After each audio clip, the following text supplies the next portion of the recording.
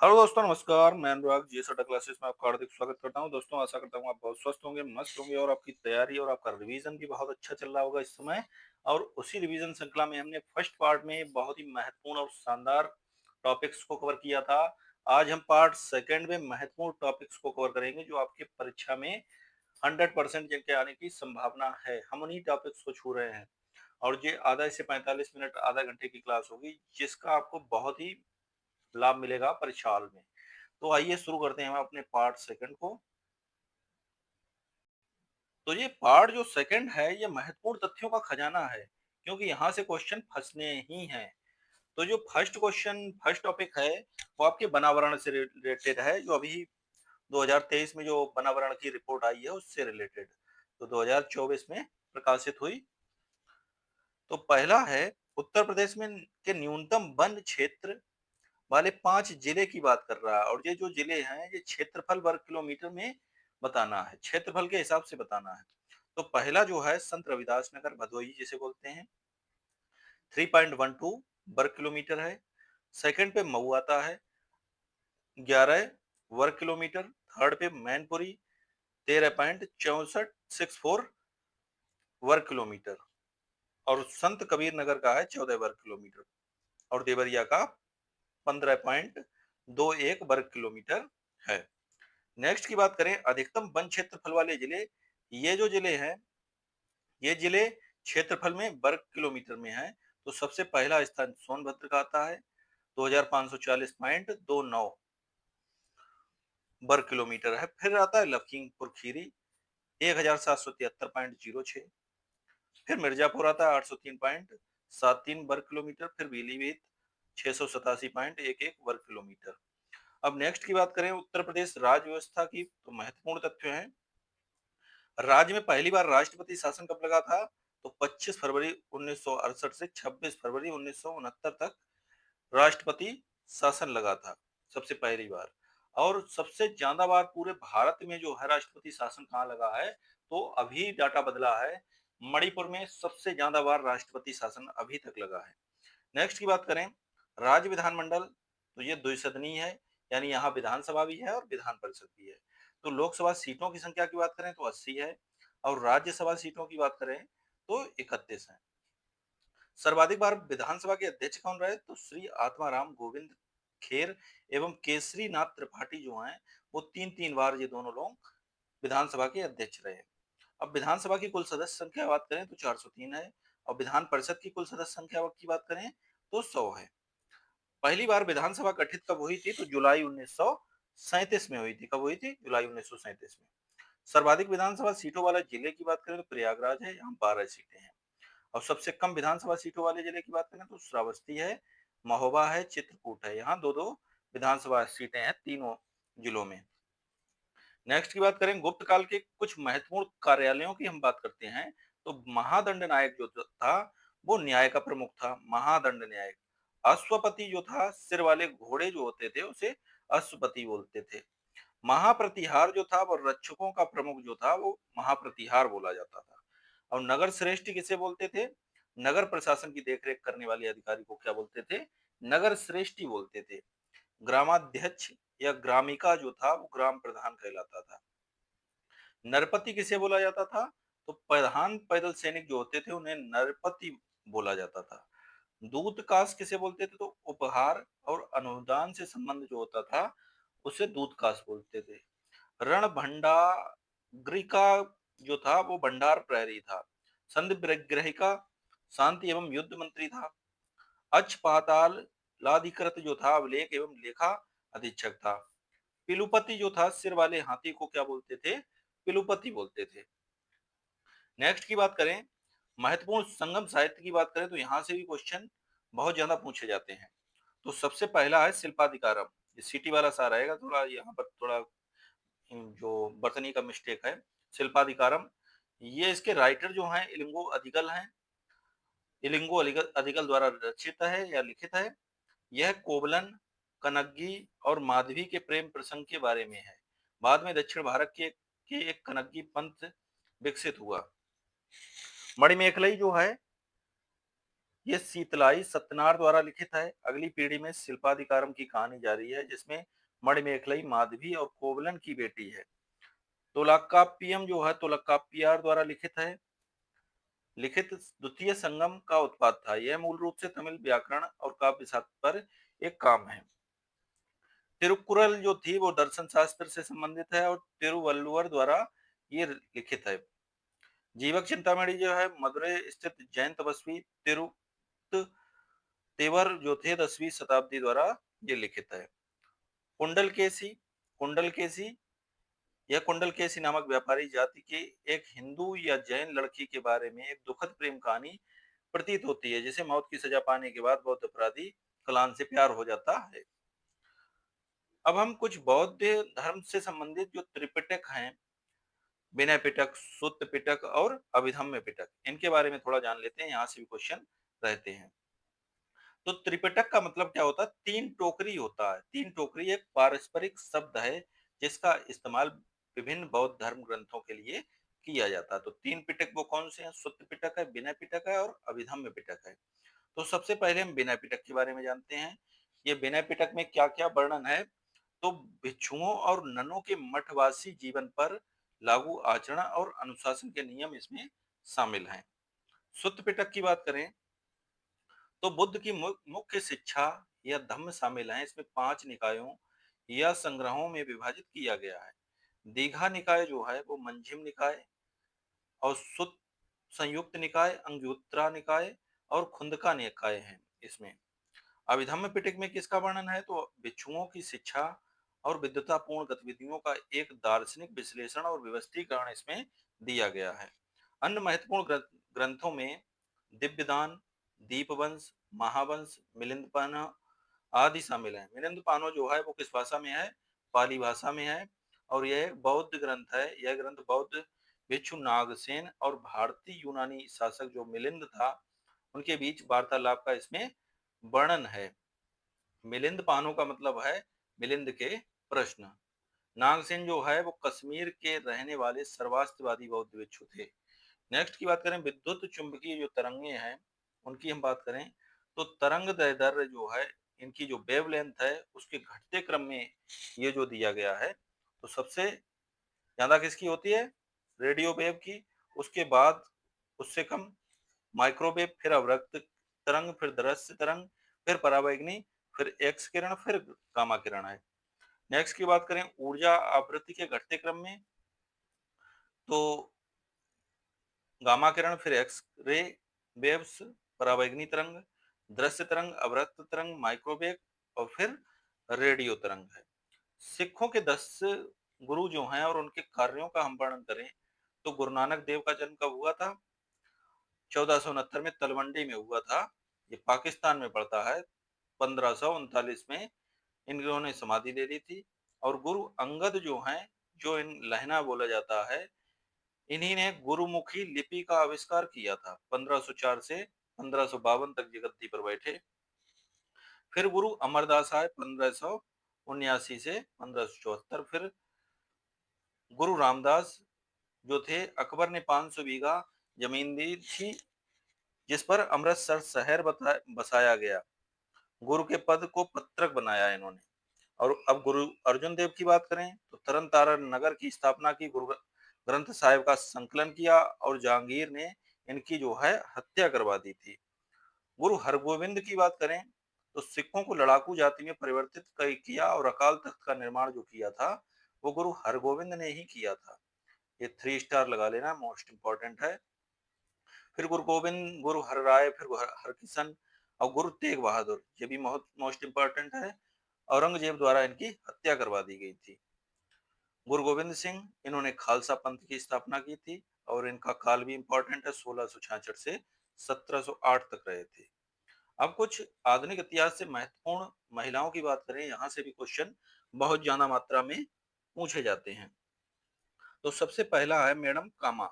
तो ये कौन थी? मैडम कामा जो थी ये पारसी क्रांतिकारी थी। कौन थी? पारसी क्रांतिकारी थी। और पेरिस इंडियन सोसाइटी की इन्होंने स्थापना की। राष्ट्रीय ध्वज का पहला संस्करण इन्हीं ने फहराया था। नेक्स्ट की बात करें एनी बेसेंट की। तो एनी बेसेंट जो थी भारतीय महिला भारतीय संघ की पहली अध्यक्ष थी ये। 1917 में रही थी और 1925 में आपका अगर भारतीय की बात करें तो वो सरोजनी नायडू थी। इंडियन होम रूल लीग की संस्थापक थी। थियोसॉफिकल सोसाइटी में इन्होंने योगदान दिया था। नेक्स्ट की बात करें कैप्टन लक्ष्मी सहगल की, तो झांसी की रानी रेजिमेंट में अधिकारी रही। अखिल भारतीय जनवादी महिला संघ की संस्थापक सदस्य थी। अब झांसी की रानी रेजिमेंट की जो स्थापना की थी वो सुभाष चंद्र बोस द्वारा की गई थी। कमला देवी चट्टोपाध्याय जो है गांधी के विचारों से प्रेरित थी। भारतीय सहकारी संघ की के संस्थापक थी। अखिल भारतीय महिला सम्मेलन से ये जुड़ी हुई थी। नेक्स्ट कस्तूरबा गांधी की बात करें तो गांधी जी की पत्नी थी। दक्षिण अफ्रीका में भारतीय अधिकारियों के लिए इन्होंने लड़ाई लड़ी। बोरसाद सविनय अवज्ञा आंदोलन में भी इन्होंने भाग लिया। अब नेक्स्ट हम अरुणा आसफ अली की बात करें तो भारत छोड़ो आंदोलन के दौरान भारतीय राष्ट्रीय ध्वज इन्होंने फहराया।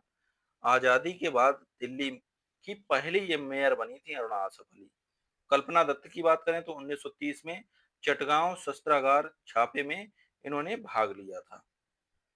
नेक्स्ट की बात करें सरोजनी नायडू, तो उत्तर प्रदेश की पहली महिला राज्यपाल थी ये और पूरे भारत की भी पहली महिला राज्यपाल थी।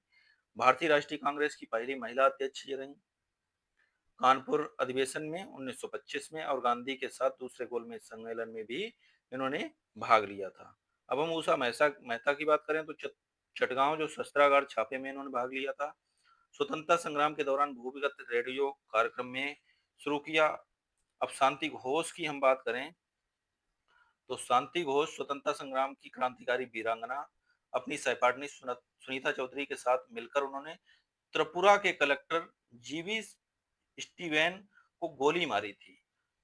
शांति और सुनीता को संसार की सबसे कम उम्र की क्रांतिकारी होने का गौरव प्राप्त है।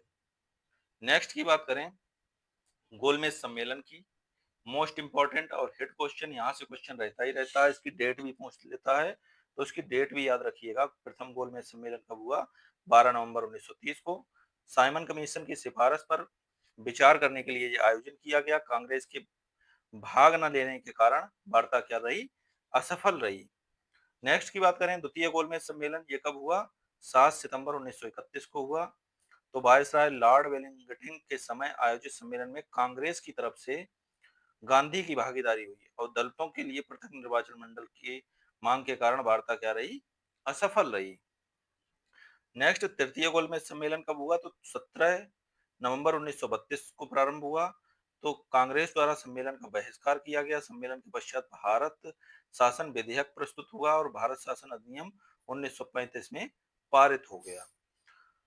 तो दोस्तों इसमें तीनों में जो भाग लिया था, बी आर अम्बेडकर ने तीनों गोलमेज सम्मेलन में भाग लिया था और सिर्फ कांग्रेस के अगर प्रतिनिधि की बात करें गांधी जी ने कब किया था भाग, तो दूसरा जो गोलमेज सम्मेलन था केवल उसी में गांधी जी ने भाग लिया था। अब कुछ हम संगठन की या आंदोलन की बात करेंगे और उसके स्थापक संस्थापक और वर्ष की बात करेंगे। तो मित्र मेला जो है उसकी स्थापना पूना में हुई थी और इसकी स्थापना सावरकर बंधु ने की थी 1899 में। अनुशीलन समिति की बात करें तो कलकत्ता एवं ढाका में इसकी स्थापना 1902 में हुई। किसने की? वरिंद्र कुमार घोष, जतेंद्र नाथ बनर्जी, प्रमोद मित्र और पुलिन दास ने की थी। अभिनव भारत सभा जो थी वो पूना में इसकी स्थापना हुई। कब? 1904 में विनायक दामोदर सावरकर द्वारा। हिंदुस्तान रिपब्लिकन एसोसिएशन HRA जो थी 1924 में इसकी स्थापना हुई। किसने की? सचिंद्र नाथ सान्याल, जोगेंद्र नाथ चटर्जी, भगत सिंह एवं ऊधम सिंह द्वारा समर्थित थी। गदर दल की जो स्थापना हुई कहाँ? सैन फ्रांसिस्को में। कब? 1913 में। लाला हरदयाल और सोहन सिंह भाखना के द्वारा हुई। हिंदू धर्म संघ की स्थापना किसके द्वारा की गई? चापेकर बंधु द्वारा। आर्य बांधव समाज की बाल गंगाधर तिलक द्वारा। भारत माता समिति 1904 में स्थापना हुई। किसके द्वारा? JM चटर्जी, नीलकंठ ब्रह्मचारी और वांची अय्यर द्वारा। भीखाजी कामा जो थी 1902 में इसकी भीखाजी आंदोलन जो था 1902 में स्टार्ट हुआ किनके द्वारा? भीखाजी कामा द्वारा। आत्मोन्नति समिति विपिन बिहारी गांगुली द्वारा स्थापित की गई। HR Hind association of America 1913 में। सोहन सिंह भाकना द्वारा इसकी स्थापना हुई। Hindustan socialist Republican association Delhi में स्थापना हुई 1928 में चंद्रशेखर आजाद द्वारा। बंगाल स्वयंसेवी हेमचंद्र घोष और लीला नांग। इंडियन रिपब्लिकन आर्मी की स्थापना किसने की? सूर्य सैन्य अनुशीलन समिति की स्थापना मिदनापुर में हुई 1902 में ज्ञानेंद्र नाथ बोस द्वारा। भारत माता सोसाइटी की स्थापना पंजाब में हुई 1907 में अंबा प्रसाद व अजीत सिंह द्वारा। स्वदेश बांधव समिति वारिसाल 1905 में स्थापना हुई अश्वनी कुमार दत्त द्वारा। अब हम कुछ गांधी जी के जो आश्रम हैं और उनकी स्थापना की बात करेंगे। तो टॉल्स्टॉय फार्म जो था वो जोहान्सबर्ग में स्थापना हुई कब? 1910 में। फिनिक्स फार्म की डरबन में 1904 में। साबरमती आश्रम जो साबरमती नदी के किनारे अहमदाबाद में स्थापना हुई कब? 1915 में। सत्याग्रह आश्रम जो था कोचरब अहमदाबाद में स्थापना हुई 1915 में। अनाशक्ति आश्रम की स्थापना जो थी वो खसौनी में हुई उत्तराखंड में 1929 में। और सेवाग्राम आश्रम जगह भी पूछ देता है कहाँ पे है, तो वर्धा महाराष्ट्र में है। और कब स्थापना हुई? 1936 में। अब महात्मा गांधी को जो उपाधियां दी गई और उनके संबोधनकर्ता कौन है वो भी हम जानेंगे, क्योंकि ये भी क्वेश्चन काफी बार पूछा जाता है। तो केसरे हिंद की उपाधि जो थी प्रथम विश्व युद्ध के समय दी गई। भर्ती करने वाला सार्जेंट जो था विश्व युद्ध के समय ही इन्हें कहा गया कुली बैरिस्टर। दक्षिण अफ्रीका के अंग्रेज मजिस्ट्रेट ने इन्हें कुली बैरिस्टर कहा था। आधुनिक युग के अज्ञात शत्रु जो था वो डॉक्टर राजेंद्र प्रसाद ने कहा था। मलंग बाबा किसने कहा इन्हें? कबायलियों ने कहा था मलंग बाबा। बापू किसने कहा? तो सी एफ एंड्रयूज व जवाहरलाल नेहरू इन्हें बापू के नाम से संबोधित करते थे। अर्धनग्न व देशद्रोही फकीर किसने कहा? तो विंस्टन चर्चिल ने कहा था अर्धनग्न व देशद्रोही फकीर। भिखारियों का राजा किसने कहा? पंडित मदन मोहन मालवीय ने जो था भिखारियों का राजा कहा। राष्ट्रपिता किसने कहा? सुभाष चंद्र बोस ने। वन मैन बाउंड्री फोर्स किसने कहा? लॉर्ड माउंटबेटन ने। और महात्मा की उपाधि किसने दी? रविन्द्रनाथ टैगोर ने। नेक्स्ट की बात करें प्रमुख मत एवं उनके प्रवर्तक की, तो अद्वैतवाद के कौन है? शंकराचार्य। विशिष्टाद्वैतवाद के रामानुजाचार्य। द्वैताद्वैतवाद के निम्बकाचार्य। स्वद्वाद्वैतवाद के वल्लभाचार्य। द्वैतवाद के मध्वाचार्य। भेदा भेदवाद के भास्कराचार्य। शैव विशिष्टाद्वैत के श्रीकंठ। अचिंत्य भेदाभेद के भेदवाद के बलदेव हैं। वीर शैव विशिष्टाद्वैत के श्रीपति हैं। अभिभाग द्वैत के विज्ञान भिक्षु हैं। नेक्स्ट की बात करें सम्राटों द्वारा लिखी गई पुस्तकें और उनकी भाषा की बात करें, तो ये भी क्वेश्चन काफी बार पूछा जाता है। तो यहाँ पुस्तक दी गई है रत्नावली किसकी पुस्तक है? इसके द्वारा रचित है हर्षवर्धन द्वारा जो संस्कृत भाषा में है। प्रियदर्शिका भी हर्षवर्धन द्वारा लिखित है और ये संस्कृत भाषा की है। नागानंद भी हर्षवर्धन द्वारा लिखित है और संस्कृत भाषा की। ये बहुत पूछी जाती हैं पुस्तकें। अमुक्त माल्यद जो है वो श्री कृष्ण देव राय द्वारा तेलुगु भाषा की है। तुझके जहांगीरी जहांगीर द्वारा फारसी भाषा की है।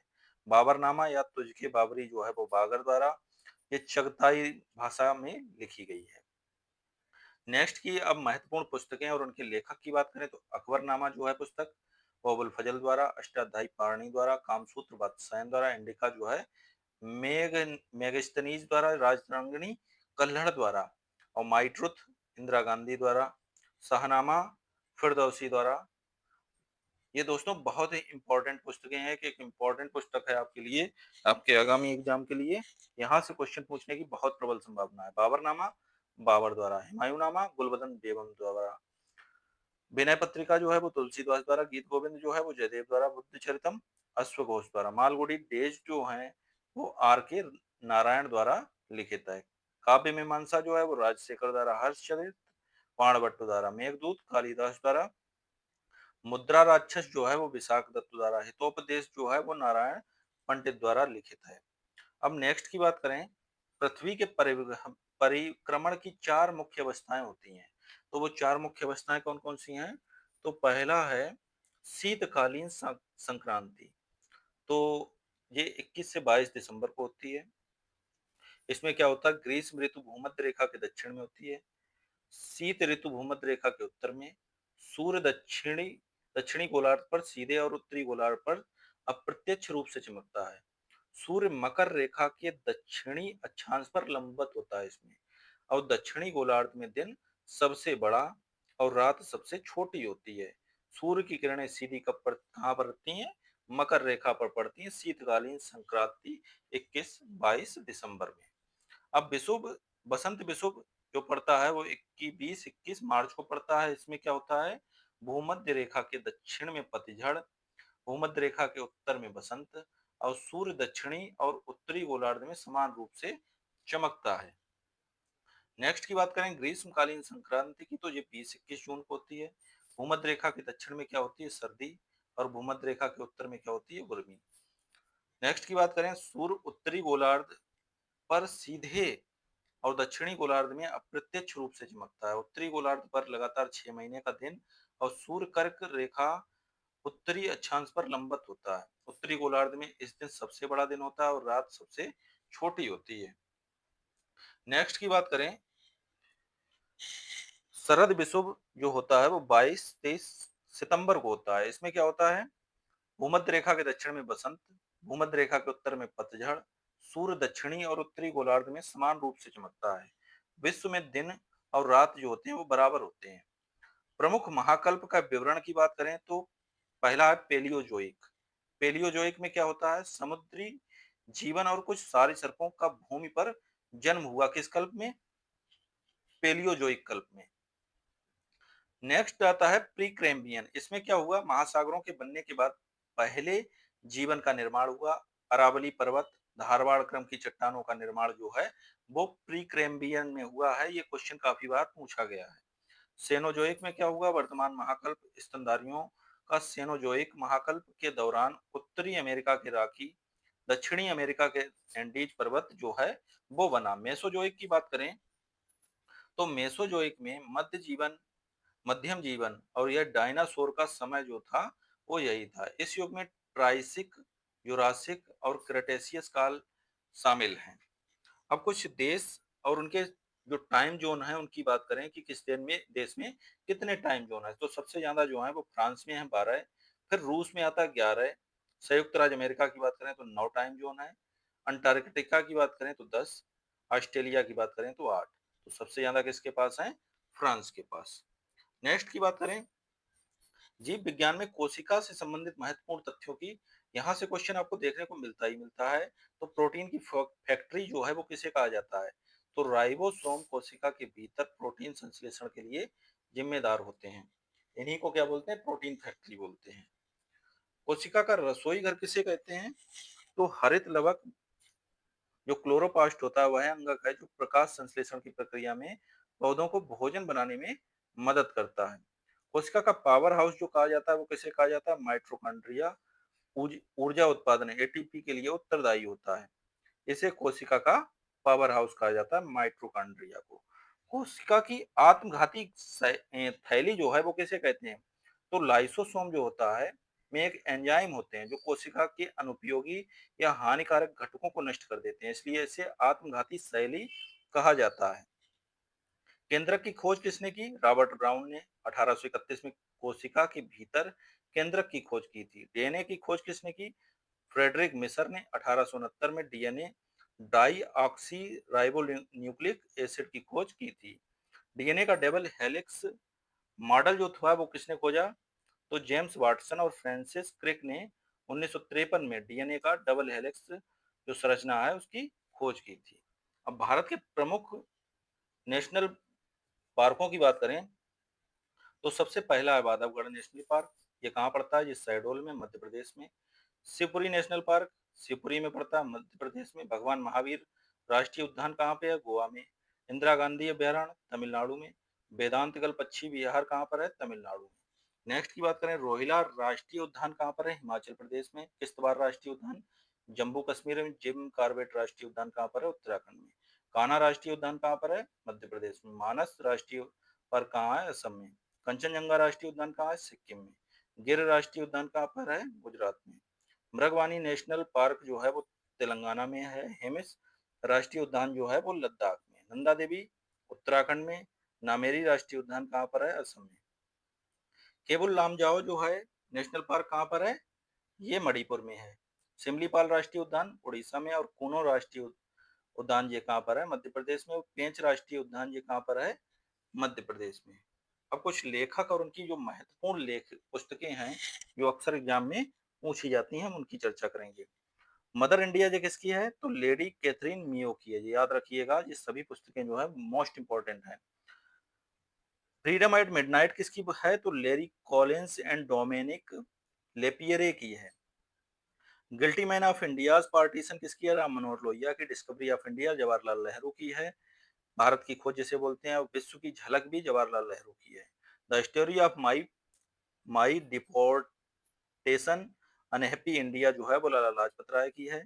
गीता रहस्य केसरी और मराठा जो है बाल गंगाधर तिलक की है। नेक्स्ट की बात करें, ए नेशन इन मेकिंग जो है और बंगाली किसकी है, सुरेंद्र नाथ बनर्जी की है। इंडिया विंस फ्रीडम अल हिलाल जो है वो किसकी है, मौलाना अब्दुल कलाम आजाद की है। राजेंद्र प्रसाद की इंडिया डिवाइडेड है। और महात्मा गांधी की कौन सी बुकें हैं, the story of my experiment with truth, young India, Harijan, Navjivan, Hind Swaraj इनकी पुस्तकें हैं। अब आधुनिक इतिहास से रिलेटेड पुस्तकें और उनके लेखक की बात करेंगे तो मोतीलाल नेहरू की कौन सी है, इंडिपेंडेंट। दादा भाई नौरोजी की पुस्तकों की बात करें, Rast Goftar, poverty and unBritish rule in India, Valentine Chirol की, या सिरोल भी बहुत सी जगह लिखा रहता है, इंडिया अनरेस्ट। और इन्हीं ने बाल गंगाधर जो तिलक थे उन्हें अशांति का जनक कहा था। सचिंद्र नाथ सान्याल की कौन सी पुस्तक है, ये प्रोनाउंसिएशन थोड़ा गलत लिखा है, यहाँ सान्याल होगा, ये थोड़ा देख लीजिएगा। बंदी जीवन। भगवती चरण बोहरा की कौन सी है, द फिलोसफी ऑफ बम है। रविन्द्रनाथ टैगोर जो है वो Gitanjali home and the world है। मदन मोहन मालवीय की कौन सी है, अभ्युदय, हिंदुस्तान और लीडर है। भगत सिंह की why I am an atheist, मैं नास्तिक क्यों हुआ, इनकी है एन इंट्रोडक्शन टू ड्रीमलैंड है। गोपाल कृष्ण गोखले की तो ये नेशन है। केशव चंद्र सेन की इंडियन मिरर है। सर सैयद अहमद खान की बात करें तो तहजीब उल अखलाक है। दीन बंधु मित्रा की बात करें तो नील दर्पण है। मोतीलाल नेहरू की बात करें तो इंडिपेंडेंट है। अरविंद घोष की बात करें तो कर्मयोगी, युगांतर, सावित्री, लाइफ डिवाइन, ऐसे ऑन गीता और वंदे मातरम जो है वो अरविंद घोष की हैं। तो दोस्तों इसी के साथ जो है हमारे मोस्ट इंपॉर्टेंट टॉपिक्स कंप्लीट हुए। आशा करता हूँ आपको वीडियो काफी अच्छा लगा होगा, और यहाँ से क्वेश्चन फंसने की बहुत प्रबल संभावना है कि एक टॉपिक आपके लिए बहुत इंपॉर्टेंट है। आपका रिवीजन भी इस पार्ट से बहुत अच्छे से हो जाएगा। तो आशा करता हूँ आपको वीडियो अच्छा लगा होगा। अच्छा लगा है तो लाइक करें, सब्सक्राइब करें, शेयर करें। Thank you for watching this video.